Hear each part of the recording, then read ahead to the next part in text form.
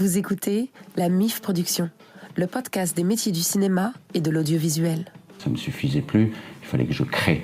Donc on est parti avec notre baluchon, et puis je suis arrivé à Paris en 95.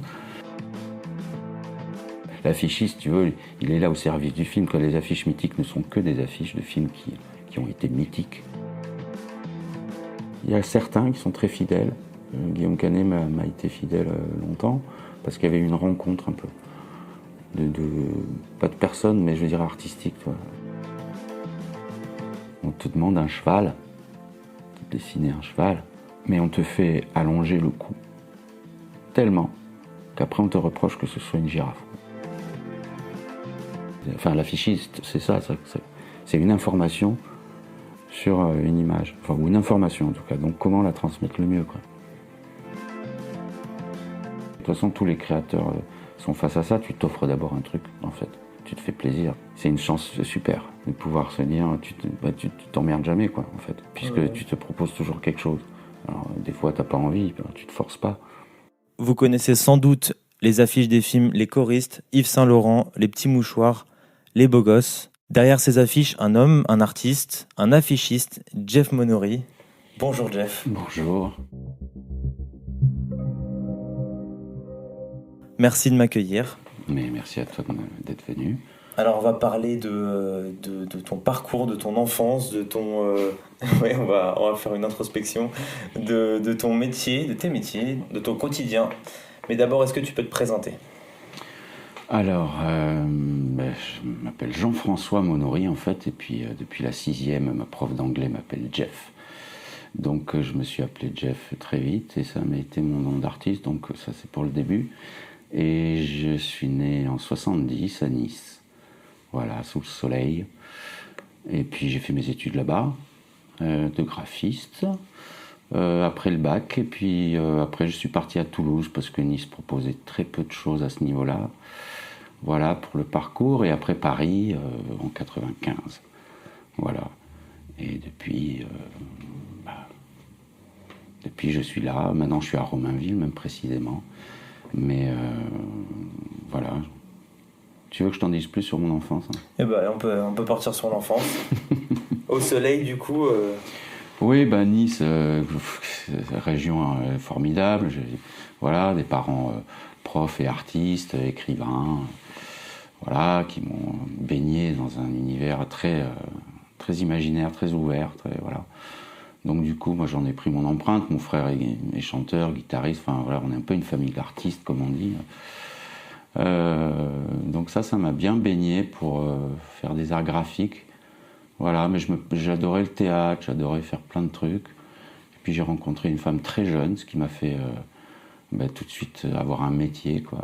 Donc j'ai fait 2 ans de graphisme publicitaire, comme on disait. Et je savais pas du tout que j'allais faire des affiches, ni même servir, on va dire, la culture. Et puis voilà, bon, Nice c'est sympa, mais il n'y a pas grand-chose à faire quand même. Donc on s'est dit, ah tiens, on a des amis à Toulouse, on va aller à Toulouse. On a fait nos armes là-bas. Et je dis, mais en fait, j'ai fait mes armes là-bas en tant que graphiste. Et puis je suis devenu directeur artistique d'une petite agence. Et puis voilà, mais Toulouse, c'était pas une fin en soi. Nous, on voulait surtout nous épanouir, donc partir à la capitale. C'était obligatoire à l'époque ? C'est pas que c'est obligatoire, mais nous, on voyait. Moi, je voulais bosser pour la culture, définitivement. Toulouse, c'est très sympa, mais je veux dire, les marchés sont très vite pris par les 2-3 noms qui sont là-bas. Après, travailler pour Matra Espace, pour le CNES, bon, c'est les gros. Mais faire des plaquettes, des logos, voilà, ça me suffisait plus. Il fallait que je crée. Donc on est parti avec notre baluchon, et puis je suis arrivé à Paris en 95, où là je me suis mis indépendant, j'avais 6 mois de chômage devant moi. Et puis j'ai commencé à faire la Bible des prods, pas ciné, des productions plutôt musicales, ce qui m'a amené à bosser chez Musidisc. Au début, j'étais salarié là-bas comme graphiste pour faire les pochettes de disques. Donc c'était quand même faire du Jacques Canetti avec Jeanne Moreau, avec Reggiani, enfin faire des pochettes pour des gens. Moi j'étais jeune à l'époque, Canetti, je savais pas que c'est lui qui avait découvert Gainsbourg, enfin bon. Donc c'était hyper enrichissant. Voilà, Musidisc, c'est une ancienne boîte indépendante, des frères Grandchamp, très connus à l'époque, qui ont été rachetés par Universal. Et puis voilà, le disque, bon, voilà, des choses à droite à gauche, un peu des effets spéciaux. En fait, je découvrais en même temps les logiciels et puis le graphisme en même temps que je bossais, quoi, vraiment. Mais j'ai pris quand même une claque, hein, parce que quand on arrive de province, le graphisme ici, c'est comme la mode, quoi. Si t'en fais à Toulon, je pense que t'arrives à Paris, la mode, c'est... Enfin, bon, tu vois ce que je veux dire, il y a un décalage. Il y a un décalage, quoi. J'étais là avec mes matières, mes créations. Je suis allé faire 2-3 agences que j'avais repérées, justement, c'est ça que je visais aussi dans mes bibles. Là, c'est des agences de créa, quoi, qui font de la pochette, qui font des trucs comme ça. Je me suis pris des gifles monumentales. Mais bon, moi, je me laisse pas trop abattre, et puis je me suis dit, bah écoute, si par définition, t'es seul à faire ce que tu fais, parce qu'il y a de la concurrence quand même, il y a du monde, hein. Mais il y a toujours du taf à trouver à Paris, hein, surtout là-dedans. Puis après, j'ai eu de la chance. Voilà pour l'arrivée parisienne, quoi. Ok, et vous étiez tous les deux dans le domaine artistique ? Non, on parlait de mon ex-femme, ouais. Elle était dans la production, l'audiovisuel. C'est ce qui nous a motivés à venir ici. Elle plus que moi d'ailleurs, presque. Et donc voilà, maintenant elle a tout arrêté, mais c'est ça qui a fait qu'on a fait nos armes en venant ici, quoi. Ok, et comment tu as commencé en tant qu'affichiste ? Comment tu t'es redirigé vers là ? Alors, un hasard, parce que la vie c'est du hasard. La seule amie que j'avais ici, par amie d'amis, hein, qu'on connaissait, pour atterrir presque un peu, pour aller voir quelqu'un, pour dîner un soir avec quelqu'un d'ici qu'on connaît, d'amis, mais on ne se connaissait pas avec cette personne. C'est Florence Dugofson, qui était à l'époque photographe de plateau, puis qui avait fait beaucoup de casting et tout ça, bref, en tant que directrice de casting, et qui me dit un soir, viens à la fête de Déjà Mort, qui était le film de Olivier Dahan, pour lequel elle faisait les photos. Il y aura le producteur, je peux te présenter le producteur. Et puis j'y vais, là je rencontre Romain Brémond, qui me dit, tiens, si tu veux bosser sur le truc, vas-y, quoi. Moi je sais pas du tout qui bosse, comment, où. J'arrive, je suis avec mon sac à dos, et je sais pas quelles sont les agences parisiennes qui j'ai en concurrence, je sais même pas si j'ai la concurrence. Enfin, voilà, je fais ça tout frais, quoi. Et je fais des trucs un peu hyper graphiques, hyper pas du tout dans l'affiche, on va dire. Mais j'essaye plein de trucs vraiment de façon très innocente, quoi. Et je me rappelle, pour le détail, d'avoir fait tout un tas d'impressions. Donc à l'époque, évidemment, on faisait des impressions que je collais sur des grandes feuilles noires où je mettais mes... Voilà, c'était un peu scolaire peut-être même. Et au dernier moment, je mets une toute petite truc, genre format de carte postale, comme ça, une petite sortie que j'avais faite de ce qui deviendra plus tard finalement l'affiche, mais que je ne savais pas encore, avec cette espèce de feu, là, de matière bizarre, avec les 3 acteurs dedans. Bon. Et puis j'avais fait un autre logo, tout ça, je mets ça. Et puis UGC, donc parallèlement, qui, eux, ont mis la grande agence à l'époque qui s'appelait FKGB, sur les Champs-Élysées, 800 mètres carrés, enfin bon, qui faisait toutes les affiches de Paris presque. J'essaie de travailler avec ces gens-là, mais semble-t-il, je suis après, ils cherchaient un peu je sais pas un 109, mais un truc un peu, je sais pas, qui change, parce que le film sans doute changeait aussi un peu. Bon bref, et me voilà donc à être au 2e tour de cette affiche, c'est-à-dire 2e passage, quoi. Ça devient finalement, voilà, j'arrive, je fais cette affiche qui paraît, et c'est tout à fait nouveau, je les vois dans la rue et tout, je me dis, wow, putain, c'est super. Ça a dû te faire tout drôle. Ça me fait tout drôle. Mais pendant ce temps, je continuais à faire d'autres trucs. C'est ma première, mais la 2e est arrivée 1 an plus tard, quoi. Ok. C'est Existence. I haven't crippled anyone yet. Step into my office. Now I'm warning you. It's going to be a wild ride. D'ailleurs, tu regardes, c'est pas de ma faute, si je puis dire, c'est le film. Quand j'ai vu parce que UGC PH, qui était donc l'antenne internationale du GC à l'époque, eh bien, avait vu Déjà Mort, puis avait demandé à Myriam Lebrave, que j'apprécie énormément, qui a fait plein de choses là-bas, qui m'a recommandé auprès du GCPH en disant, tiens, il y a eu ça, enfin, ils avaient vu, l'affiche, tout ça. Et donc, ils me disent, viens voir Existence de Cronenberg, quoi. Je fais quoi ? Cronenberg, j'adore. Parce que, faut dire, je suis assez cinéphile au départ, mes parents m'avaient baigné aussi dans le cinéma, c'est pour ça que j'expliquais un peu, je parlais d'eux. Ouais. C'était plus pour faire le lien avec ça, c'est des gros cinéphiles, ils m'ont fait voir plein de choses. Cuirassé Potemkin à 12 ans, enfin les LVH Chaplin, au Monty Python, à Tati, au grand cinéma, mais à la fois à la Nouvelle Vague, enfin tout c'était possible, quoi. Donc t'es arrivé avec un vrai bagage déjà. Voilà, mais dont moi j'en avais rien fait parce que, je sais pas, tu aimes le cinoche, t'y vas, enfin, tu vois, t'avais pas forcément un métier, quoi. Mais voilà, donc ma première affiche Existence en deuxième, voilà. Et dès le générique, j'ai vu cette matière là pourrie, d'os, de trucs. J'ai dit c'est le fond de mon affiche. Et finalement, voilà, ça l'a fait. Et puis la troisième, c'est Memento, encore chez UGCPH, qui est encore une affiche pleine de matière. Visiblement, ils n'avaient jamais vu ça dans le cinéma. I have this condition. The condition? It's my memory. Amnesia. No. It's different from that. Since my injury, I can't make new memories. Everything fades. If we talk for too long, I'll forget how we started. Next time I see you, I'm not going to remember this conversation. Est-ce que au tout début, t'as eu des galères, t'as eu des soucis au début, ou tout s'est bien enchaîné? Ça s'est super bien goupillé. J'ai eu de la chance.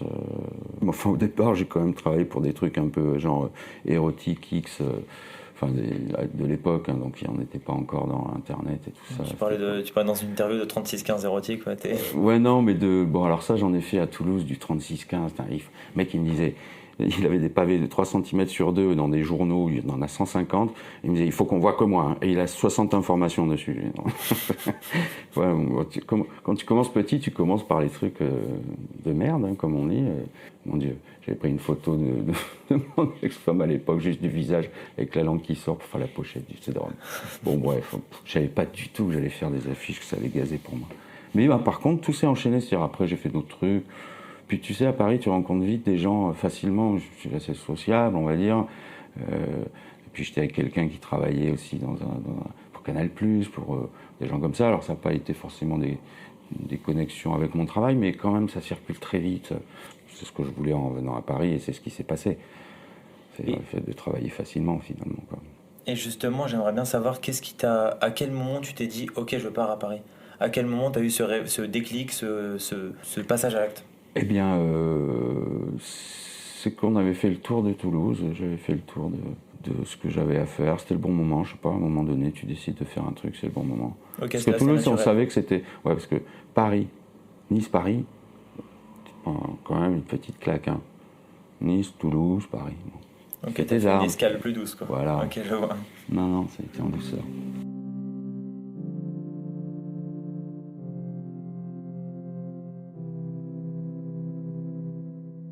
Maintenant, on va parler du présent, de ce que tu fais aujourd'hui. Est-ce que j'ai vu que tu avais fait plus de 400 films, les affiches de plus de 400 films. C'est quand même pas mal, c'est un gros paquet. C'est ce que tu fais toujours aujourd'hui? Je travaille toujours pour faire des affiches de films, évidemment. Mais je crois qu'à un moment donné, j'ai voulu un peu lever le pied. Ou pas lever le pied d'entretenir les relations avec les gens qui me faisaient travailler. Et quand même, on n'est pas affichiste, c'est pas immuable dans les boîtes qui m'embauchent, c'est-à-dire c'est Pathé, parce que moi je travaille pas pour des agences, je travaille pour les distributeurs en direct au départ. Pathé, SND, Gaumont, UGC un peu, ARP, formidable. Voilà, quelques clients comme ça.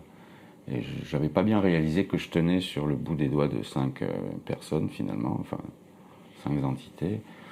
Et quand il y en a 3 qui changent de place, de poste, qui s'en vont, qu'il y en a un à la retraite qui part dans une autre boîte, il y en a un, ça s'est mal passé, il y a un peu un contentieux, bon, et tout à coup, en fait, il n'y a plus rien, quoi. Et moi, j'ai arrêté de faire les cannes, je voulais me concentrer un peu plus sur des trucs perso, puis j'ai eu un divorce.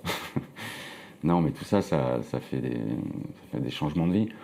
Et du coup, je me retrouve aujourd'hui à travailler plus dans des petites familles que j'avais créées à des endroits qui continuent avec moi. mais plus pour les grands distributeurs, sinon une fois de temps en temps. T'es plus dans le local, quoi. Plus pour des agences aussi, c'est-à-dire... Ok. Maintenant, c'est l'agence qui englobe le projet et puis qui m'en file une partie, quoi. Et toujours dans la fiction? Et toujours dans la fiction, dans les affiches et tout ça. Il y a eu un creux pendant un moment, mais là, ça revient pas mal. Je travaille pas mal pour le cinéma japonais. Tout le cinéma japonais qui sort en France, à peu près, c'est moi. Enfin, c'est moi. C'est grâce à Eric Lebot qui a monté cette boîte Art House, qui distribue beaucoup de films japonais, qui fait un festival. C'est super. Et je travaille avec lui. Voilà, c'est super. C'est en famille, presque, au sens de ses proximités. Il y a lui et moi, on choisit ensemble.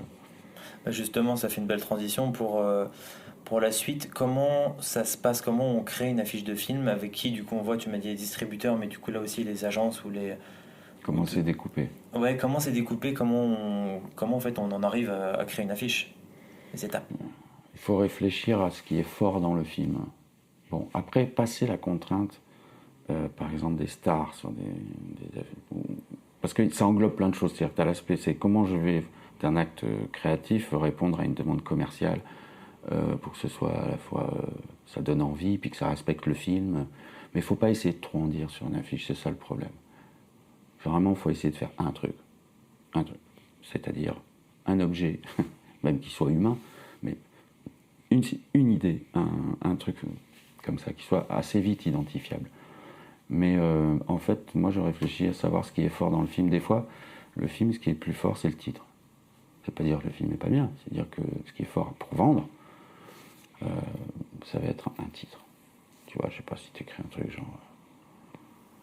Ne le dis à personne, pour le coup. Non, mais ne le dis à personne, c'est pas le titre qui est fort. Non, un truc beaucoup plus général, genre sur la vie, tu vois, genre... Tu vois, un film un peu, je dis n'importe quoi, Basta la vie, tu vois, un titre comme ça, d'un film français avec pas forcément beaucoup de stars, de comédiens, enfin indépendants et tout ça. T'as envie de jouer un gros titre, parce que le titre est... Enfin, je dis un titre un peu au hasard, mais je veux dire, un titre fort, un peu coup de poing comme ça, t'as envie de jouer sur le titre. Ou bien, tu veux jouer sur l'atmosphère. Quand j'ai fait... Bon, là, c'était plus simple, parce que quand j'ai fait Arsène Lupin, par exemple, j'ai plus joué sur le mythe que sur le film, parce que on a pris Romain Duris en photo dans un studio avec les idées qui étaient déjà préétablies, que j'avais fait des refs, où il courait dans une ruelle de Paris, tout éteinte, ça n'existe pas dans le film. Okay. On voulait jouer sur le mythe de Arsène Lupin, et on trouvait que c'était plus fort de jouer là-dessus que de jouer sur... Enfin, il y avait 2-3 affiches d'ailleurs, hein, plusieurs, puis il y avait des personnages, il y avait des déclinaisons et tout ça. Mais on a joué sur une esthétique qui venait englober le mythe plus que le film qui lui présentait sa version. Mais je veux dire, voilà, donc à chaque fois, ne le dis à personne, ça a été un hasard, ne le dis à personne. Cette affiche. C'est-à-dire?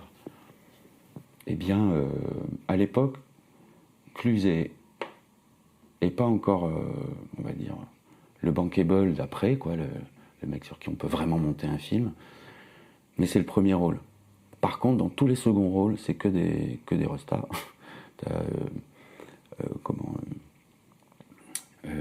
Bon, enfin, toute la distribution du film, Christine Scott Thomas, si je me souviens, il y a plein de gens. Et Marie-Josée Croze aussi qui a le rôle, mais bon, il y a Rochefort, il y a un tas de gens autour. Et Guillaume Canet aussi. Donc, il y a Guillaume, voilà. Mais, bon, qu'un tout petit rôle. Mais, ouais. Du coup, l'affiche ne me contraint pas à voir, parce que quand il y a beaucoup de cast de ces noms-là, si c'est un film choral, voilà, ça donne Les Petits Mouchoirs. Voilà, c'est une autre affiche. Ouais. Mais là, j'ai pas cette contrainte-là, on va dire contrainte au sens graphique, de montrer mes personnages forcément. Et je vois cette photo de Marie-Josée Croze dans les photos de plateau, qui marche avec ses chaussures à la main, ses escarpins. Et je me mets à la détourer, parce que je me dis, je vais en faire une image. Et j'avais déjà essayé d'autres trucs, assez thriller. Et je détourne cette image, et tout à coup, apparaît à moi sur l'écran le masque, comme on dit dans Photoshop, le masque de mon détourage, en blanc sur un fond noir. Et je vois cette forme qui traverse l'écran. Et je me suis dit, tiens, on va faire une affiche avec ça. En rouge. Je l'ai devant moi là. Ouais. Le papier froissé qui exprime le temps qui passe, Ouais. comme si on avait redéfroissé un truc qui est parti dans la poubelle, et puis lui qui court après elle, quoi. Enfin, le message était assez... Et puis elle qui est fantomatique en plus dans le film. Elle disparaît, quoi. Du coup, là, l'histoire est induite un petit peu, en tout cas, elle est illustrée dans cette affiche. Voilà. C'était voulu, du coup. Mais c'était pas une volonté pour moi de faire une affiche un peu avec des codes qu'on pourrait classer dans années 70 un peu. C'était un jeu graphique que je voulais faire. Mais c'est vrai que ça s'est inscrit un peu dans ce type de tradition d'affiches beaucoup plus graphiques qu'on faisait beaucoup moins à l'époque. Donc on était beaucoup dans la photo et tout ça. On avait laissé le dessin depuis les années 80, quoi, pas mal. Ouais. 90. C'est parti, quoi, avec Photoshop, les montages et tout ça. Mais ouais, c'était super. Puis, bon, merci au film qui a cartonné, hein, parce qu'une affiche comme ça, le film fait 800 000 entrées. Je peux te dire que l'affiche, elle est critiquée. Ah, c'est osé, t'as vu le casting qu'il y a. Faut dire qu'on voit personne. Enfin, tu vois, ça peut, voilà. Donc, voilà, l'affichiste, tu veux, il est là au service du film. Quand les affiches mythiques ne sont que des affiches de films qui ont été mythiques. Il n'y a pas d'affiches mythiques pour des films qui ne le sont pas, quoi. Ah oui, donc c'est d'abord le film. Alors je dis pas que moi elle est mythique, je dis ça pour illustrer le fait que c'est le film qui porte l'affiche.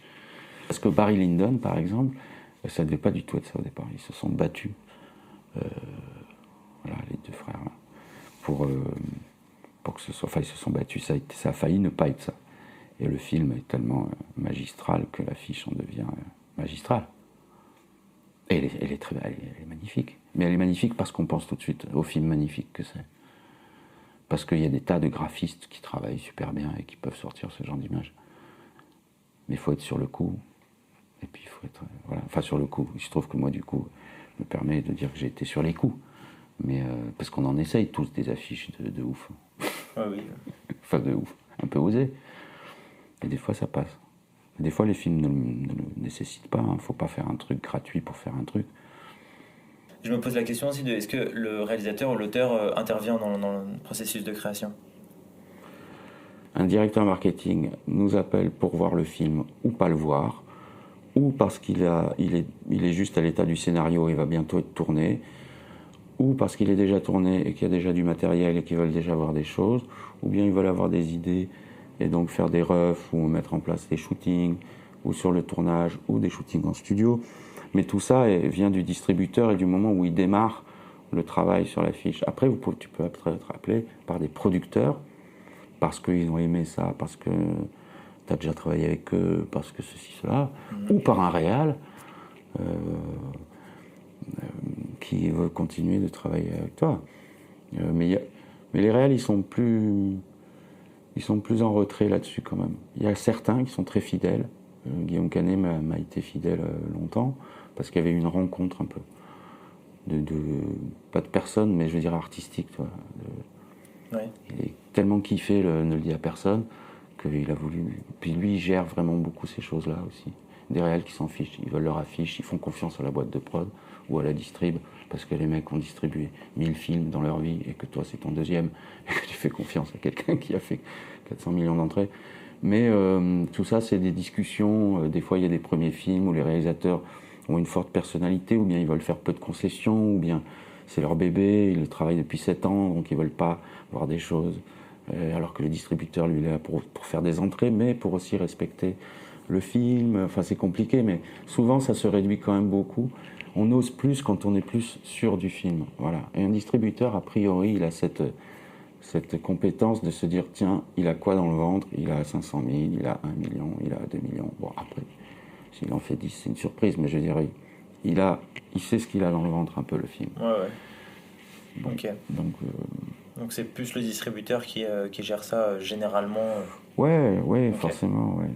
Est-ce qu'on te donne des directives ou où on te laisse carte blanche? Il y a les deux.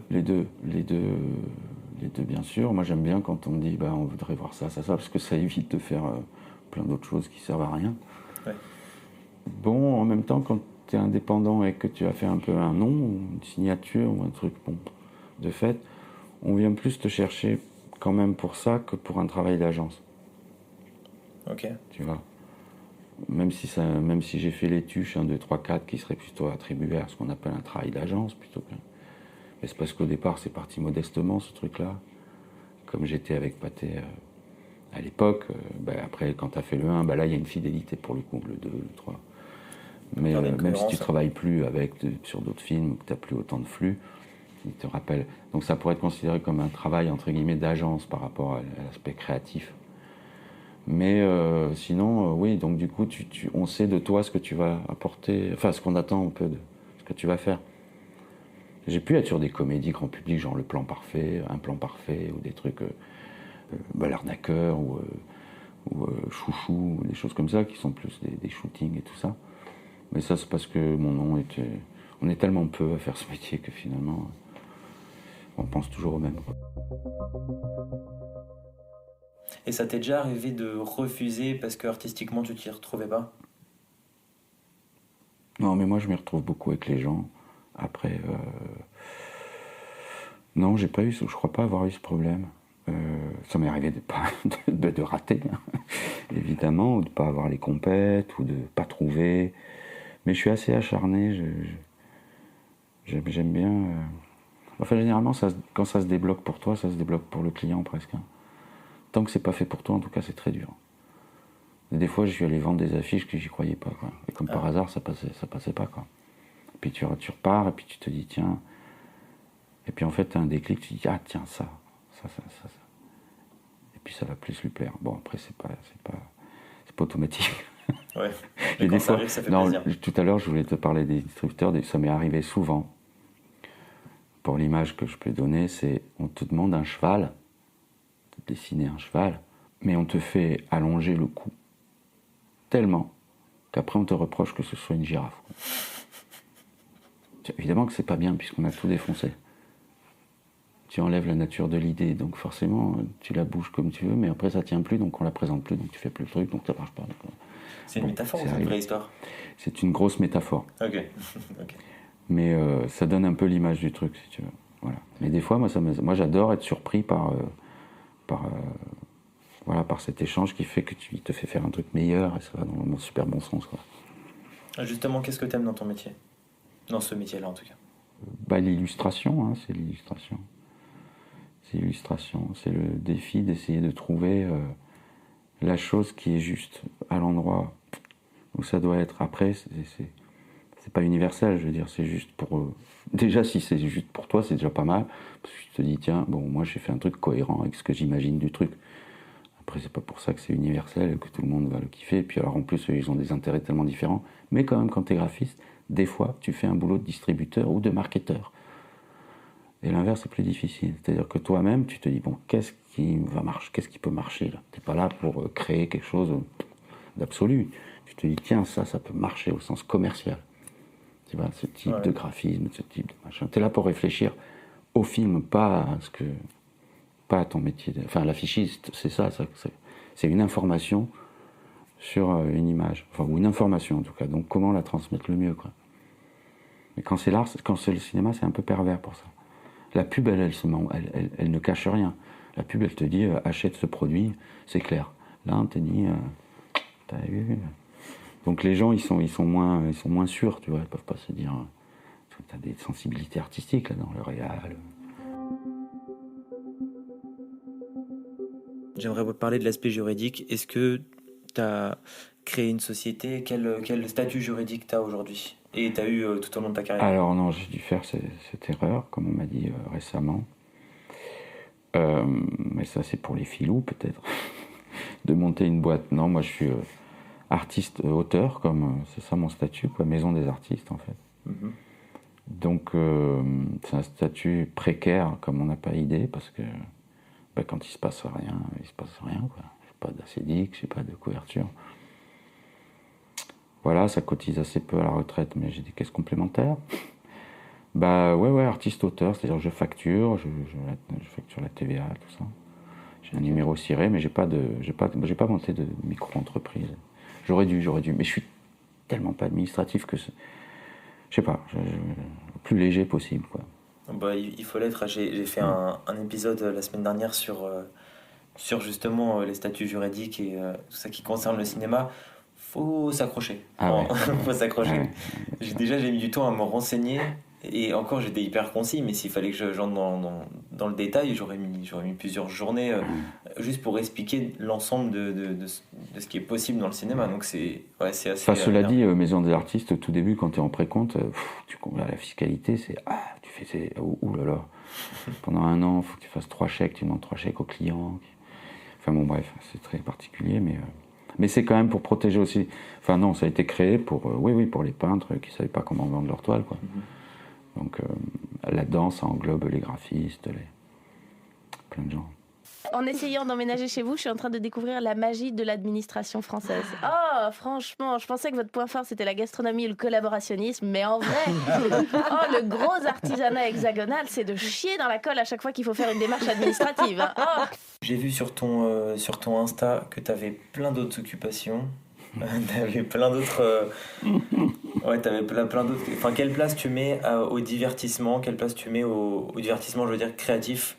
Et j'avoue qu'il y a quelque temps, j'aurais préféré avoir moins de temps pour moi, hein, comme on dit. Ça aurait voulu dire que je travaillais plus.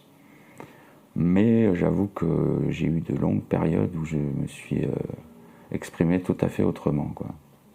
Sur ton Insta, je dis aux auditeurs, il y a des choses assez marrantes. Déjà, il y a des petits sketchs, j'ai vu. Il y a aussi il y a aussi sur ta page YouTube des covers, ou des compos, je crois aussi. Et aussi des dessins sur des affiches, sur la page de couverture, de l'équipe. Et tu fais pas mal de choses à côté. Tu fais aussi de la photo. Tu exposes en ce moment jusqu'au 26 février. Ouais, au Préau. Aussi, au Préau 93. Du coup, quelle place t'accordes à tout ça ? Une grande place. Sans doute, tout à l'heure, on parlait un peu des parents par filiation de gens qui ont créé simplement pour le plaisir, si je puis dire. Ça offre une grande liberté, en fait. C'est-à-dire, t'as pas en même temps, quand tu veux vivre de ça, du coup, c'est plus chaud, parce qu'il faut... Moi, j'adorerais vivre de toutes mes activités à côté. Mais en tout cas, voilà... Je remets ça à mes parents comme pour leur rendre hommage. Mais en tout cas, il y a ce truc de vouloir s'offrir. De toute façon, tous les créateurs sont face à ça. Tu t'offres d'abord un truc, en fait. Tu te fais plaisir. C'est une chance super de pouvoir se dire, tu t'emmerdes jamais, quoi, en fait. Puisque tu te proposes toujours quelque chose. Alors, des fois, t'as pas envie, tu te forces pas. Mais c'est vrai que c'est agréable. Alors, malheureusement, j'allais dire presque. Moi, je me suis découvert sur le tard avec ça, parce que je me suis vite engagé dans la vie familiale. J'avais un taf, je commençais à être affichiste. Voilà. Olivier Dahan, je me rappelle en 99 quand j'ai fait Déjà Mort, on avait passé du temps ensemble et tout ça, et puis je me rappelle très bien d'un soir où il me dit tu voudrais pas faire du clip? Et j'étais là, je disais écoute, je commence à peine dans l'édition. Aujourd'hui, comme je regrette de ne pas avoir dit oui, j'adore filmer, j'adore réaliser, avoir des idées. Bon, peu importe, tout n'est pas à qualité, ça ne sert à rien. Et il n'est jamais trop tard. C'est pas le regret n'est pas une bonne idée, non, mais c'est pas ça, c'est que je dis juste pour dire que aujourd'hui, voilà, tout ça déborde en fait, et du coup, je m'autorise. Alors, ça a donné aussi des vrais plans, puisque la musique, c'est pas seulement des covers et tout, c'est aussi de la musique pour France Télé, du coup, pour des docs, pour des reportages. Enfin, ça a donné des choses quand même rémunérées. Ça fait plaisir. Voilà, mais le reste, le dessin et tout ça, ça c'est mon plaisir, ouais. La peinture, tout ça, des fois, hein, mais en même temps, faut être. La 24 heures, c'est peu dans une journée quand même. Justement, ça fait partie de ton quotidien. Je vois que derrière nous, il y a un piano, il y a des synthés. Est-ce que ça fait partie de ton quotidien, tout ça, toutes ces activités-là aussi? Tous les jours. Alors, en plus, depuis le Covid, c'est vrai que déjà, je sortais moins dans les histoires de Cannes et de sorties de cinéma et compagnie. Alors, je me suis pas reclus, hein. Mais c'est vrai que je passe beaucoup de soirées et de nuits même à faire des trucs. À faire des trucs chelous. Non, mais à faire des trucs, ça veut dire, voilà, je sais pas, je m'occupe. J'ai besoin de ça, je crois. J'ai besoin de m'exprimer. J'aimerais bien que ça aille plus loin. Je commence à passer des auditions, des castings, des machins, parce que je veux faire de la comédie depuis 30 ans, puis c'est pas que je m'autorise pas à le faire, mais c'est que j'avais une famille à tenir et tout ça en plus, et puis tu fais pas n'importe quoi. Mais là, ça me démange comme si ça avait été une évidence que je n'ai jamais réalisée. Je crois que c'est dans un podcast que tu as fait, dans lequel tu as été interviewé, tu as dit quand on a une femme, tout s'arrête et tout commence. Je trouvais ça extraordinaire. Je suis à la fois d'accord et pas d'accord, mais c'est marrant de voir ça comme ça. Du coup, il y a une partie des rêves qui s'arrêtent et une partie d'un chemin plus solide qui tout s'arrête. C'était une façon très spontanée en fait de dire tout s'arrête. Ça veut dire en fait tout ce que tu faisais avec tes potes, où tu déconnais, tu restais des nuits à jouer de la guitare, à te filmer, à faire des doublages et tout ça. Eh bien l'amour, on va dire, te mène à une autre. Tout commence. Ça veut dire autre chose commence quoi. C'est-à-dire, et c'est là que après j'ai eu des enfants et tout ça, et qui sont formidables. Donc tout commence aussi, quoi. De toute façon, enfin bon, on ne va pas faire de la philo de caniveau, mais je veux dire, tout ce qui s'arrête génère un recommencement. C'est ça qui est super de la vie, d'ailleurs. C'est toujours... rien ne s'arrête définitivement, à part si on meurt, mais c'est... voilà, c'est formidable, c'est une découverte permanente. Tu t'attends pas à ce qui t'arrive. Tous les gens projettent parce qu'il faut, évidemment, il faut se projeter, mais j'adore être surpris parce que j'ai pas prévu. Voilà. Enfin, quand c'est pas accidentel totalement, hein. Oui. Sinon ça fait de la souffrance. C'est une belle philosophie que je partage complètement. C'est quoi le meilleur conseil qu'on t'ait donné ? Il y en a beaucoup qui posent ça comme question, moi je l'aime bien. Écoute, moi je vais te sortir un truc du Padre parce que mon père est un sage qui ne se regarde pas du tout comme cela, mais qui est un sacré homme libre et très, très, très humble et une vraie référence. Bon, voilà. Et c'est vrai qu'il y a des petites phrases comme ça, mais c'est pas de lui, hein, c'est de Lao Tzu qui dit un truc qui est vraiment qui résonne en plus avec ce qu'on vient de dire, c'est choisis bien ce que tu veux parce que tu l'auras. Voilà. Ça part de soi, quoi. C'est-à-dire qu'il n'y a pas... On entend beaucoup de gens qui se plaignent de...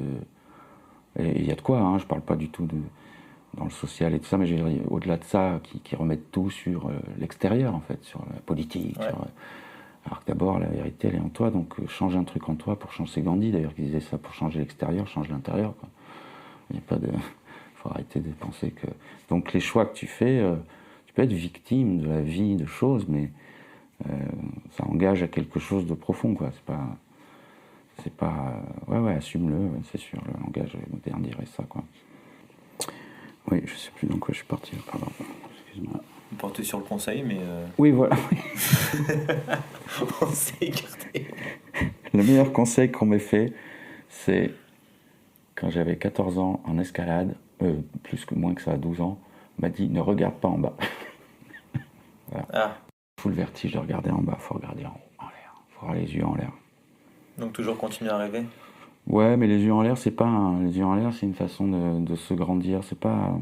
Moi, le rêve, je sais pas comment dire. J'ai un peu du mal avec ce truc de rêver parce qu'on est une société, t'as l'impression que tellement anxieuse qu'il faut toujours parler de rêve comme si c'était vraiment l'échappatoire.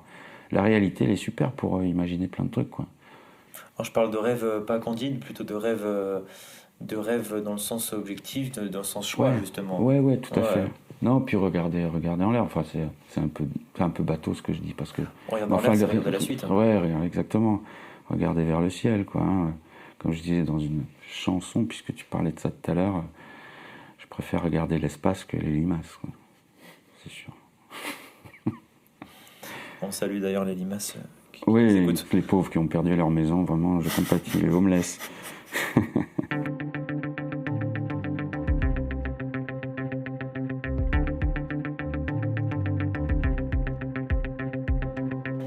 Est-ce que tu as des suggestions de films, de docu, de livres ? Ah, à faire. Ouais. J'ai trouvé ça assez intéressant, La Corde, une mini-série sur Arte, existentielle. Enfin, peut-être j'ai marché un truc un peu bateau, mais j'aime bien. Il y a une allégorie, il y a quelque chose de chouette, où chacun va trouver son explication. Ça s'appelle La Corde sur Arte. Il y a de très beaux films que j'ai pas vus qui sont sortis récemment. C'est vrai que je suis beaucoup allé au cinéma et puis là j'y vais beaucoup moins, donc je rate plein de trucs. Okay. Mais parce que aussi je fais plein de trucs, c'est pas pour aussi faire autre chose. Et je lis peu, je vais peu au ciné et tout, pour moi créer des trucs, parce que le temps est court et que j'ai plein de trucs à faire. Il y a des périodes. Il y a un court-métrage avec- que j'ai mis en production, qu'on essaye de trouver des fonds, et voilà, et ça c'est chouette, ça me tient à cœur. Tu sais quand aura lieu le tournage ou quand ça sortira ou ça sera dans trop longtemps pour le prévoir? Ah oui, non, pour l'instant, on va trouver des fonds, et si on ne trouve pas de fonds, on le fait nous-mêmes. Mais c'est en tout cas un projet pour 2022 qui va enfin voir le jour, parce que ça fait des années que j'ai écrit ce truc-là, et ça fait des années que je veux un peu dire autre chose que du graphisme, et là, c'est une bonne façon de s'exprimer, ça, l'image. Voilà, je joue dedans, et puis on verra ce que ça donne, mais c'est une nouvelle expérience. Tu m'inviteras à l'avant-première? Mais oh là là, mais bien sûr, à l'avant-dernière aussi. toutes les divisions. Avec plaisir. Okay. Qu'est-ce qu'on peut te souhaiter? Déjà, on invite les gens à voir la corde sur Arte. Je leur conseille aussi de regarder ton Insta, Jeff-Monouri. Je vous mets les liens, tous les liens dans la description.